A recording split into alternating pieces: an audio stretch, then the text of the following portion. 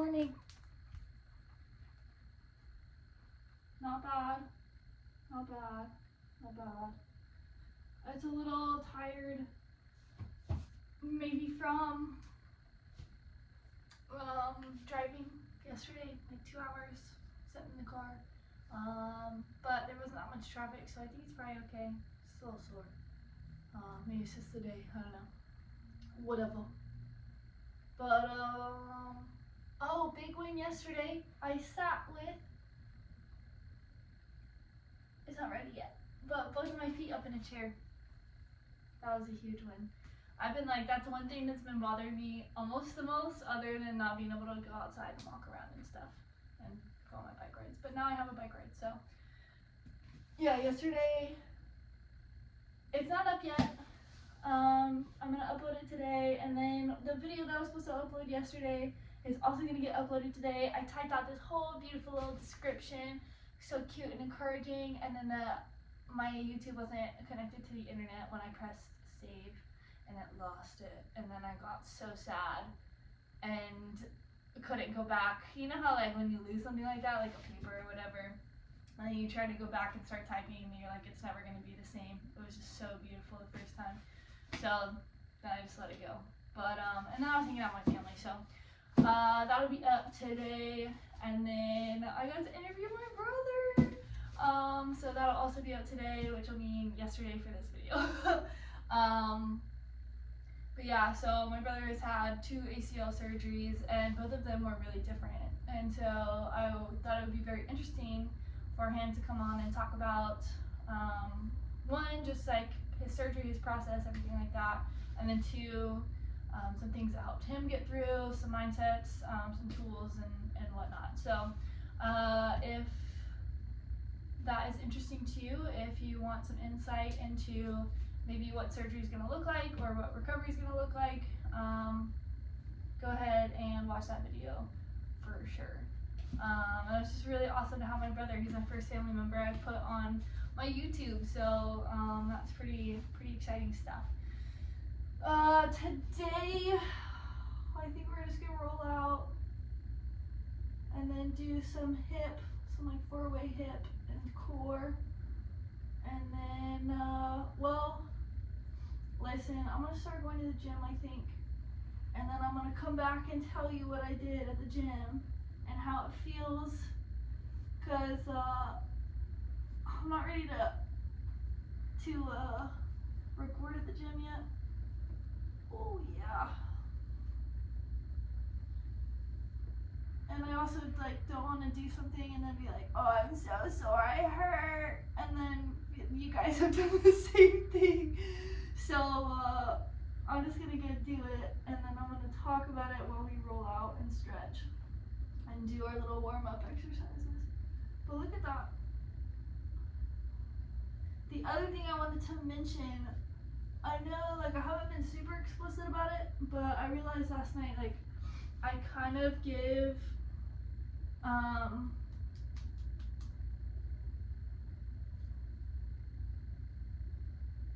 what is the word I'm looking for? I don't really know what the word I'm looking for. It's escaping me. But just like little checkpoints for my knee throughout this whole thing. Just kind of like talking about how it feels and what movement I have. And I realize that's like a good way for you guys to know if you're ready for that video or not. Most of them are going to be fine because we're just foam rolling and stretching. But if you are experiencing more pain, maybe go to one of the first videos and then do that one until you're feeling better, have more movement, have more mobility, have more strength, and then maybe do one of the later ones. So don't feel like you have to keep up with me, because like I said, what we're beginning to believe about what happened with my knee was that I didn't have an ACL in the first place. So the injury mimicked an ACL tear because the muscles that normally engage and have trauma from an ACL tear had to engage, and they received trauma because I had no ACL. But that was the reason why it seemed like an ACL tear. But the rest of the stuff got it a little bit worse than a normal ACL tear, and the mechanism was not ACL tear because I didn't have an ACL. So it's still going to be more of like sprain stuff, and that's why it's healing a little bit faster. So and after talking to my brother, I think that a lot of the gap on YouTube that I'm going to be able to fill is more like when you're moving through like pre-surgery, because I think like for me this is probably, or like for most people this is probably pre-surgical stuff that I'm doing right now, but as I start to get back to the gym, it's going to be more towards like, well, I mean, if you choose to not do ACL surgery, it's going to probably be pretty spot on with you. But if you choose to do ACL surgery, since I'm not getting surgery, there may be a blank spot for me to be able to assist you. But what my brother was saying is there's typically a lot of like post-surgical stuff that you can do from YouTube, or you have your PT that you should be listening to, and then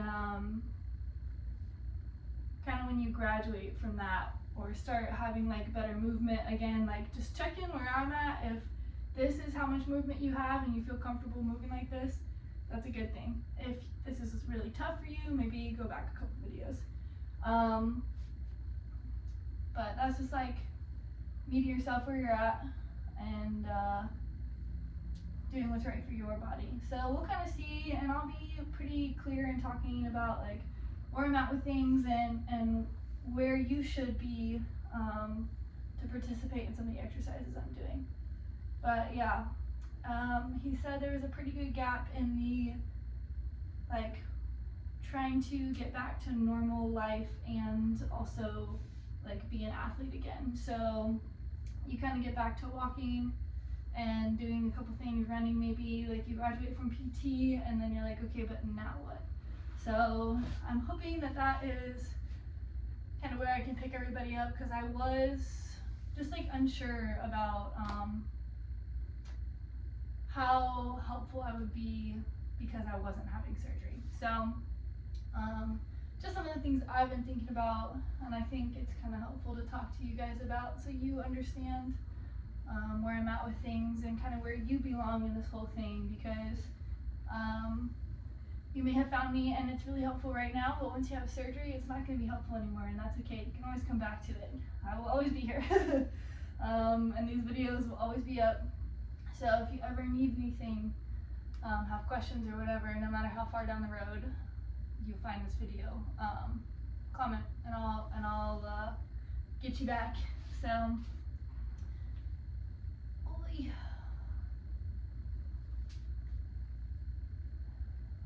Well, I'm excited for to finally get the 2 days, the video I recorded 2 days ago that was supposed to be up yesterday. It's a very it was a good relaxation video. My body felt pretty good afterwards, so I thought I saw a bug.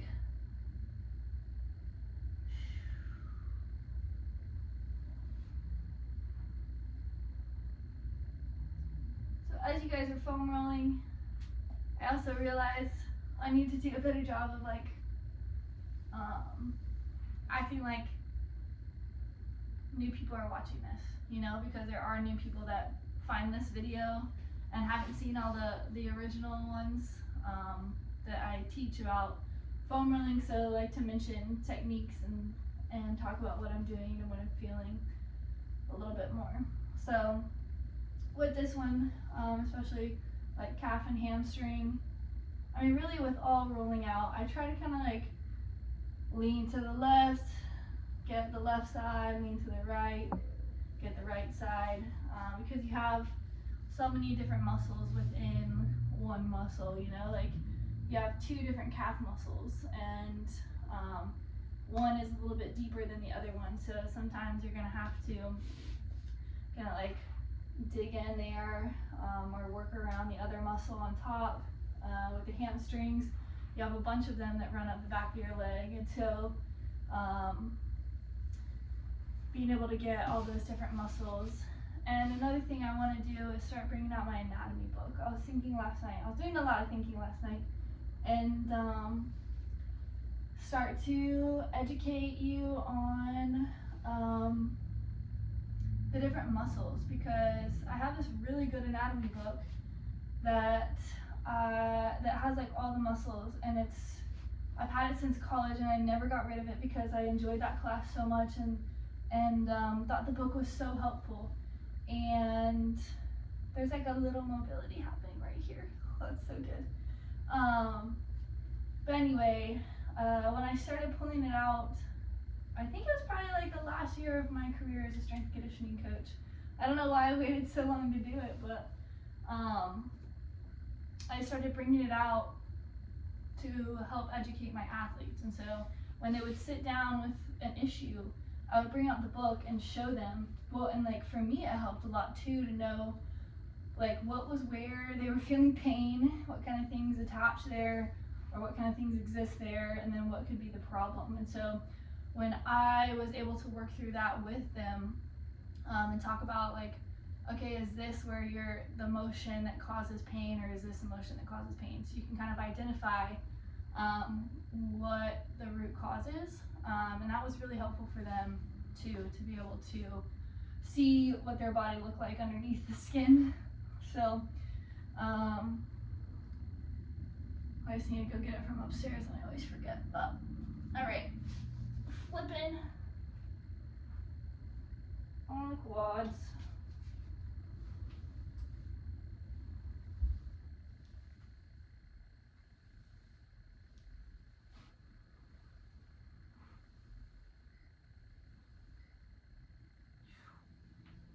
I'm gonna roll up to my hip flexor, kind of get in there pretty good, because that's been getting a lot of work, for sure. Ooh. Your hip flexor's the front of your hip.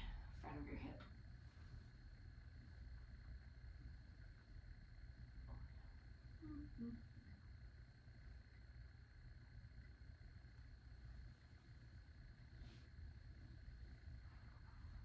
Alright. Ooh.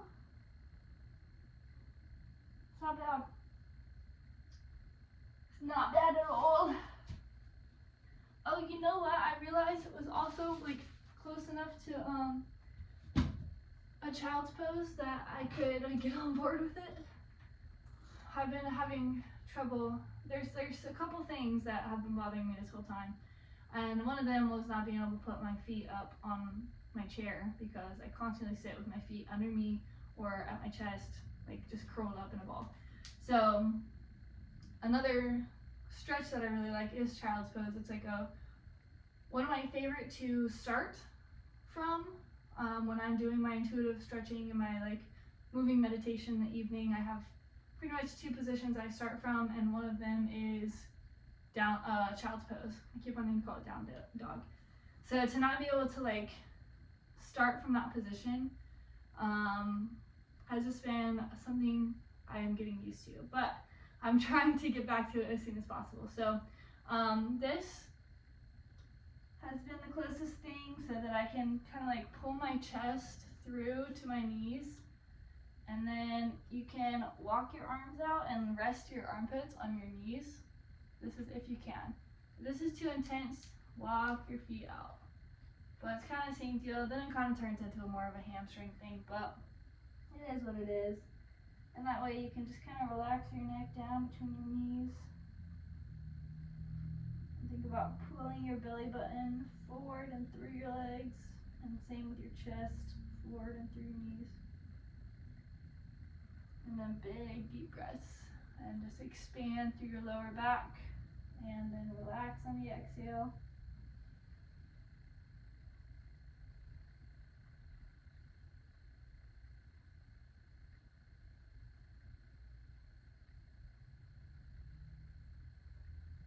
And then expand through the upper back and relax on the exhale.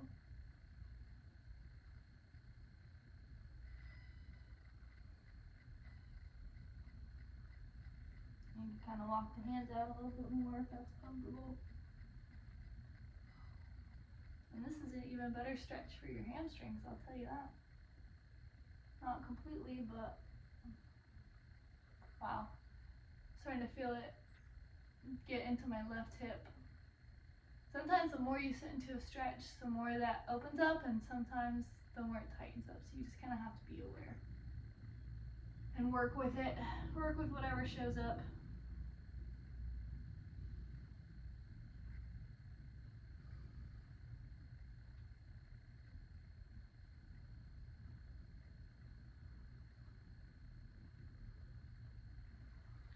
All right, let's slide out of that.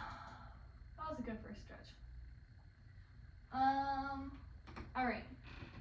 What I want to do, let's do one more stretch. Oh, I don't know why I tried to do that. Put my weight on my knee. It's getting there though. It's getting there.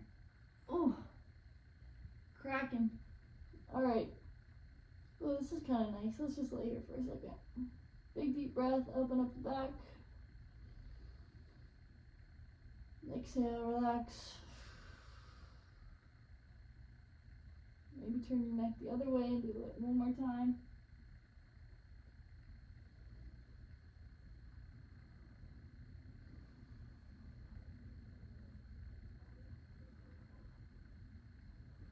Alright, and then we'll squeeze up.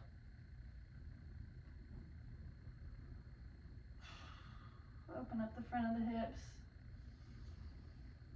Big deep breath. Hold it at the top and stretch your head to the top or to the ceiling. And relax.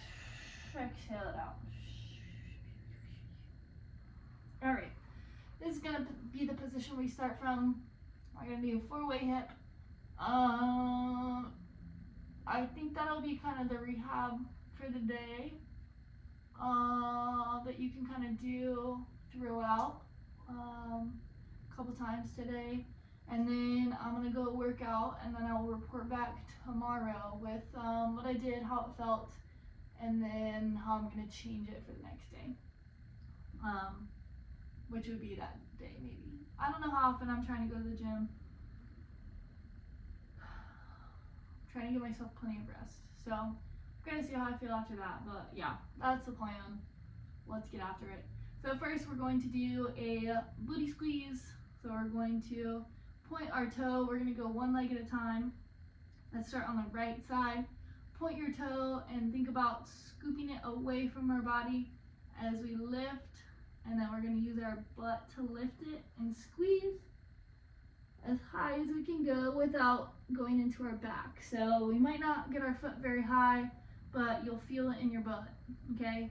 So you want to go, and we'll move nice and slow so you can start getting that connection with your body. So go really slow, reach that toe away from your body, and then start to scoop it up towards the sky. Think about squeezing your butt cheek. You'll feel it in the top of your butt cheek, okay? So if you need to put your hand on there to help you feel the squeeze, do so. And then you want to go as high as you possibly can and keep pulling that leg in towards your left leg. So you stay working the inside of your butt cheek too. And then go as high as you can while keeping your hips on the ground and slowly release it down. Okay, let's do 10 of those. Again, nice and slow, really focus on reaching the toe away from the body, nice long leg. Keep it squeezed in towards the midline, so the middle line of your body. Not kicking it out like this, but keeping it squeezed in. So you start to activate the adductors or the inside of your thigh.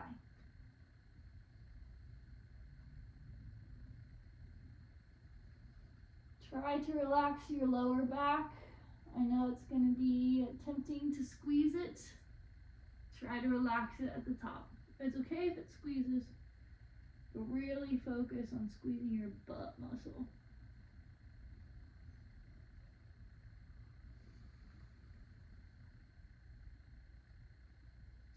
And don't forget to breathe.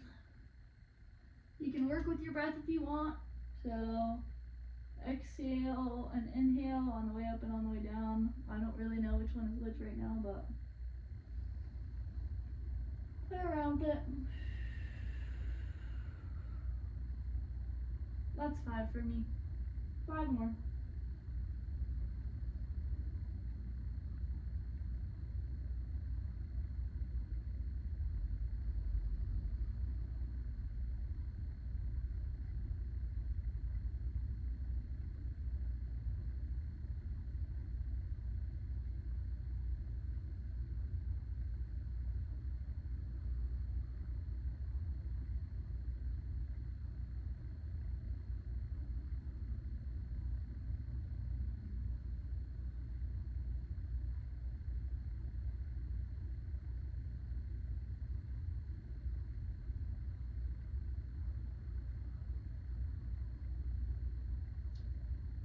About relaxing your shoulders. Try to relax the rest of your body and isolate the squeeze to the right leg.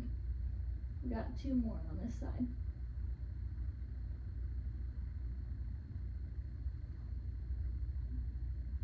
Keep them moving nice and slow. Connect with your body.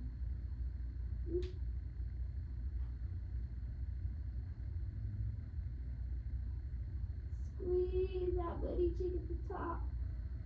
And relax it on down. Give it a little shake out. Wiggle, wiggle, wiggle.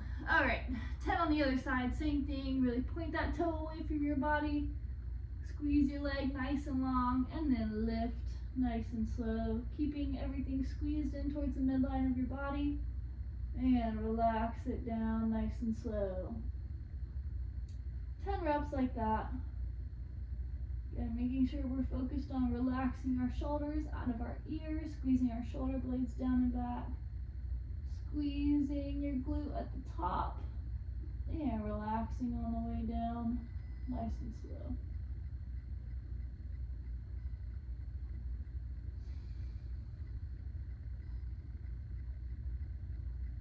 One thing that helps me get a good squeeze at the top is thinking about pushing my hips into the ground. So I squeeze my butt so my hips get pushed into the ground, and then I relax it. That's 4.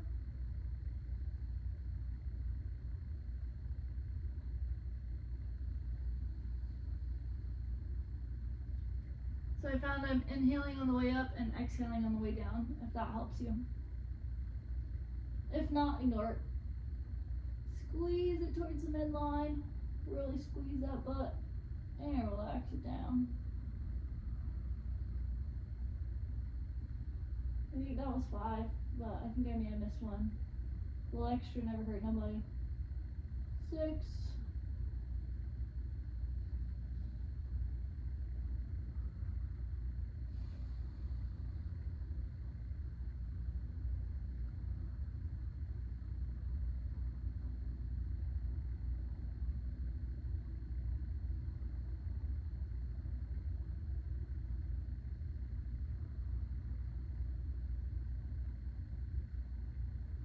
One more.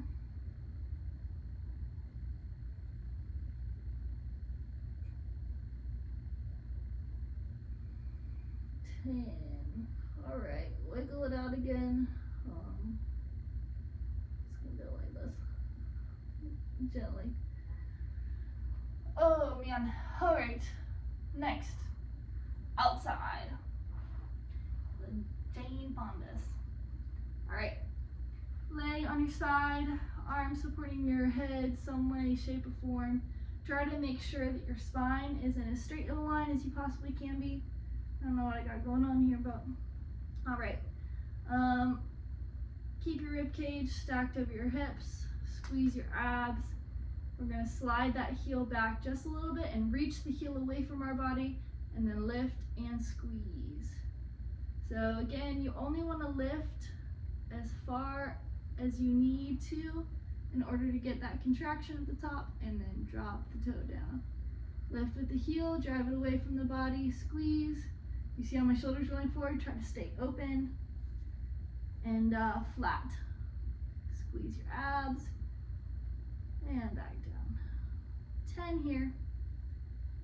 That's 4.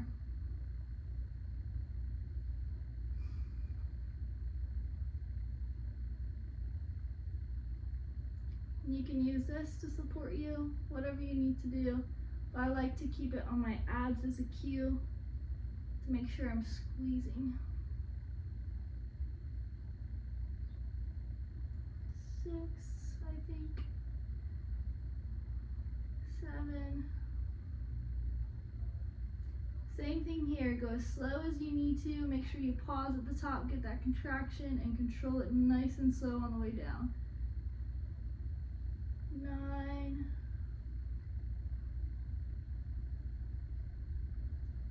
And 10.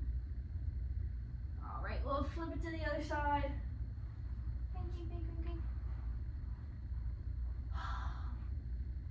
Same thing, bend this leg if you can. If not, you may need a little bit of support from that top hand.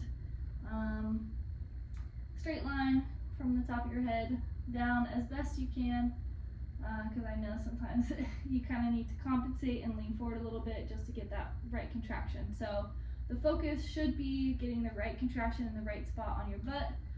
If you need to kind of compensate with the upper body, that's okay, but work to get into basically like a straight posture of pulling your shoulders down and back, chest up, abs squeezed, hips forward, and in a line. So do your best to get there, but if you don't, that's totally okay. We're focused on the glute muscle here. So again, slide that heel back, drag the heel away from the body, and squeeze it up.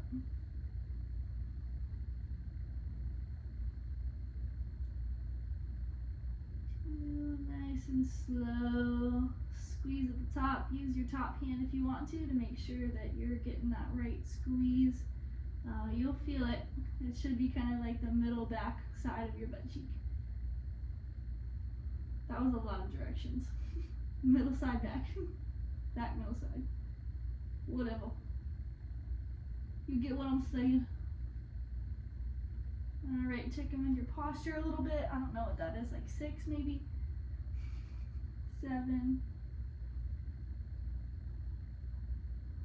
8. Whoa, falling over. 9, big squeeze. And last one. 10. Alright. Front of the hip is going down. Where's my water? Need a little sip of water. Feeling good? Hope so. Should be feeling good. Oh, nuts. That's my hobby corner. With all my boards. I sold all my surfboards. So I'm moving eventually. In the next month. I haven't told many people yet. But you guys won't tell anybody. I know that. Alright. You can do this one either laying down or propped up, but again, you want to make sure your abs are engaged so they have proper flat posture, not like this. Okay? So nice proud chest. We're gonna lift. You can bend the opposite leg if you want to, or keep them straight. Engage the quad, pull the toe to the shin, and we're gonna lift. Again, push those hips through, make sure you're squeezing the abs, and drop it back down. Squeeze and lift, pause, and down. Don't let the chest sink, don't let those hips sink. Just kind of reset at the beginning of every rep, I guess. Oh yeah, once you roll those hips forward, you'll feel it in your hip flexor. It's gonna be like a stabbing squeeze right here, okay, once you hit it. So go as high as you need to in order to engage that. It's probably not gonna be super high unless you're a sprinter, a professional sprinter. Even college sprinters, I think, have some issues with it, so bink, right there. And relax and squeeze and lift, pause, control it down, reset posture, squeeze, lift, pause, control it down. Ooh, this is getting my neck. So if this starts to bother your neck, go ahead and lay all the way down. Squeeze. I just like to look at my leg and notice what's going on, make sure I'm getting a good quad squeeze, because that's really what this one is for, as well as a good quad squeeze. And relax. I think that's like 5 or 6. Again, one more, never hurt nobody. 7, 8, lift, squeeze, 9, and relax. One more, squeeze, pause, and relax. I'm gonna go ahead and lay on the ground. Okay. Same thing on the other side, but I'm gonna lay down just because this is my uninjured side, so I know what it's gonna look like, and I can see it in the camera right now. So, if you are doing okay, I started to get up in my traps, and I'm trying to keep those pretty relaxed. So I'm gonna lay on the ground and do this other leg. We're gonna squeeze, and then keep there a gap in between your back and the ground if you can. But the reason I'm doing that or have that is because I'm rolling my hips forward, okay? So again, making sure my hips are in a position to activate my hip flexor. When they kind of tuck like this, it's gonna mostly stay in your quad, so we really wanna roll those hips forward and get in the hip flexor. So we're gonna squeeze and drive that heel away, lift barely until we feel it in our hip flexor. If you're laying down, you may have to lift it a little bit further up, but don't worry about that too much. Squeeze and lift, pause, and down. Relax, squeeze, lift, until you feel it right in the middle of your quad, and down. That's what you're looking for. That's when your hip flexor engages. I think that's 4-ish. Nice and slow on the way down. Relax, re-engage, squeeze that quad, drive the back of your knee into the ground, heel away from your body, and lift. Pause, and back down. Maybe that's what, 7? I don't know, man. 8, 9. Relax your shoulders. I'm still getting tense up there. One more. 10. That's one thing all the kids would be like, all my athletes would be like, oh. Never mind, I forgot what I was gonna say. I was gonna talk about counting, and I'll be like, I'm the worst counter. You can't even count on me to count. Okay, so still to this day, can't count. We're gonna go to the inside of the thigh this time. So whatever's comfortable for you, either behind or in front, with the injured leg is totally fine. We're gonna, I guess, stay on the left leg. But again, with this, we want to make sure we're almost in like a side plank position right here. So I'm feeling the activation of my side abs right here, my lat, and then driving my shoulder away from my ear here. A nice straight line as best I can from my head to my belly button, and then good proud posture. I'm gonna lift that leg using the inside muscles called your adductors, because you use them to add things into your body. Okay, that's how you remember them. Add versus abd, A-B-D, A-D-D, add to your body. So you use your adductors to bring it into your body. Is the thing. Lift and squeeze. And if you don't feel it, kind of roll your hips around and see what you need to do. For me, this works. Oh, see, I'm sinking. Oh. If you need to, you might need to get a little bit more range of motion, lay down on your side. Up to you. All right, I think there's 2 more here. I'm gonna squeeze for a really long time at the top of this one, just because I haven't really been paying attention to that. Squeeze, and relax. We'll switch sides. This is the last one, right here. What time? Nice, not bad. All right, same thing, either here or here. If this is your injured leg, just make sure you're keeping in mind For me, this is going to be the weaker aspect. This is another position you could put your leg in if that's comfortable for you. If you're going to be here, remember, nice solid side plank posture. Roll those hips forward and then lift and squeeze. Ooh, already got a little pop there. Shoulders down and back, lift and squeeze. Yeah, that one is definitely weaker, but it feels good to activate that. That's 3, 4, lift and squeeze,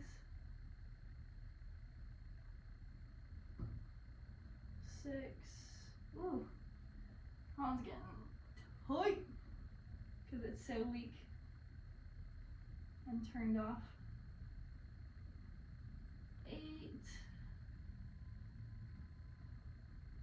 9, big proud chest for the last one, and 10. Woo, nice job. Alright, that was one that I feel like, so I've been feeling this disconnect, and I feel like that's why it's buckling. My PT kept saying it was my PCL, but I never had a PCL in the first place either. That was what I tore a long time ago, and they never fixed it. So,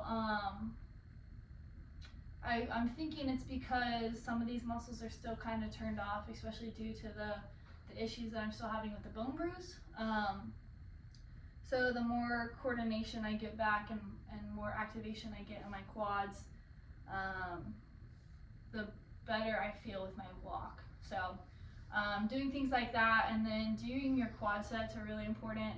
I know it's pretty tedious, but a quad set is literally just where you put the towel underneath your knee and you press down into it and squeeze your quad and hold it for 5 seconds and then lift it up. Those are going to be a lifesaver for you. So keep doing that. Do the 4-way hip all throughout the day. If that feels good, just keep doing it. If we do exercises, I'm going to try to change up the exercises a good bit, just so I present a variety for people, so you can kind of pick and choose what works for you. So maybe you watched one of the first videos I showed exercises and you hate all of those exercises, but you love all of these exercises that we did today. Do these exercises. And then if you didn't like those exercises because they were hard, like for you coordination wise or something, keep practicing them. Or I'm going to continue to throw out more exercises. So if you find one that's similar, that you like that variation better, do that until you can work into maybe some of the more difficult ones. So I'm going to present a lot to you, a lot of information, a lot of variety of exercises and stretches, and I want to do that because I want you to learn what works for you. So I've been all around the strength conditioning world. I have read a lot of books and seen a lot of methods, and I've had a lot of injuries in my career. So there's a lot of things to pull from and a lot of things I can present to educate, and some of it may work and some of it may not, and that's totally fine, but that's something that I want to give you the liberty to decide for yourself. So I can present things at the table, you pick up the tools you want to use, and then you go about your merry way and use them in order to get to know your body better. So that's the goal for me. I don't want you to I want you to enjoy hanging out with me and working out with me and doing the videos with me, if that works for you. But if you get enough tools, take them and go do your own thing. I hope you graduate from needing me to help guide you, but until then, I will be here. Anything you need, put it in the comments. We will get back to health and get connected with our bodies even more deeply. I don't think that's proper grammar, but as we go through these videos and as we start to recover from our injuries. So have a lovely day. I never know how to close these things out, but that's all. Words of love. Okay, bye.